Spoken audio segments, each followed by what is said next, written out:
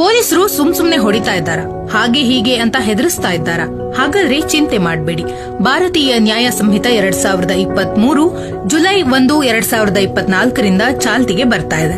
ಇದರ ಪ್ರಕಾರ ವಿನಾಕಾರಣ ಹೊಡೆಯುವ ಅಥವಾ ಬೈಯುವ ಪೊಲೀಸ್ ಅಧಿಕಾರಿಗೆ ಭಾರತೀಯ ನ್ಯಾಯ ಸಂಹಿತೆ 2023ರ ಸೆಕ್ಷನ್ 198ರ ಪ್ರಕಾರ 1 ವರ್ಷ ಜೈಲು ಅಥವಾ ದಂಡ ಅಥವಾ ಎರಡೂ ಶಿಕ್ಷೆಯನ್ನ ನೀಡಲಾಗುತ್ತೆ.